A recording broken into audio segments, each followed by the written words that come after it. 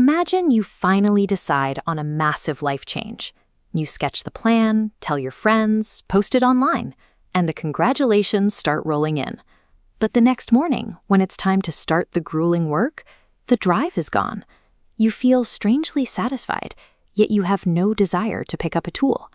This raises a difficult question. Why does the exact encouragement we think we need leave us with less energy to actually do the work? Take the story of Simon. He was a man of high ambitions, planning to open a shop, or master complex pottery, or build a large home. But for years, his hands stayed entirely empty. Before Simon ever touched a lump of clay or a wooden plank, he would march into the village square. He needed everyone to hear exactly what he was going to achieve. The villagers reacted just as he hoped. The crowd eagerly clapped, they enthusiastically smiled, and offered warm words of validation for ideas he had not even started. But every time he received that applause, the next morning felt different.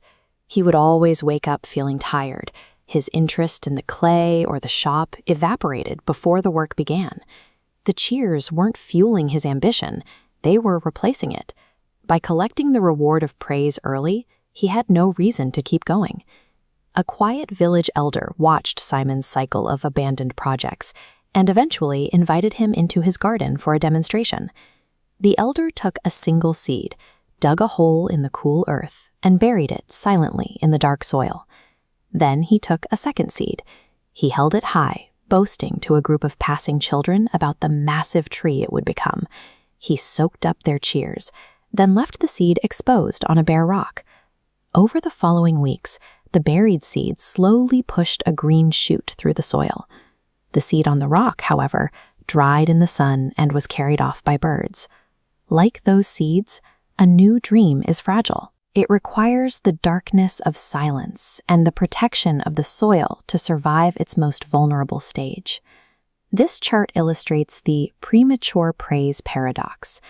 When you announce a goal publicly, your brain creates a shortcut directly to the reward center, completely bypassing the path of actual effort.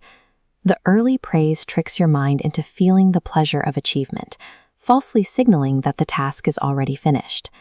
Think of your motivation as a finite reservoir. This gauge shows how the energy you need for physical action is instead entirely spent on words and seeking validation. Once the brain has consumed that social reward, you lose the internal fire required to push through the friction of the real labor. By sharing the goal too early, you bankrupt your ability to succeed. You've already enjoyed the prize, so the work starts to feel like a chore you've already finished. Simon took the lesson to heart. When he decided to build a wooden chair, he did something he had never done. He told no one. Every evening, he worked alone in a quiet corner. There were no cheers to boost his ego, only the silence of his workshop. Without an audience to impress, he had to face the wood as it was. When he made a mistake, he didn't have to manage public expectations. He simply picked up his tools and fixed it. He pushed through the evenings when he felt tired, working until the wood was finally smooth and the joints were level. When Simon finally sat on the finished chair, the satisfaction was different.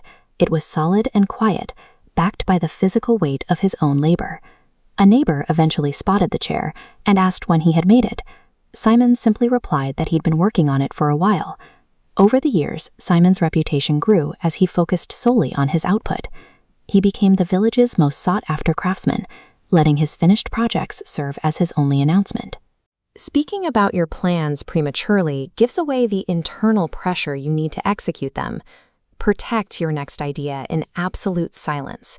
Do the work in the dark, and let what you have built speak for itself.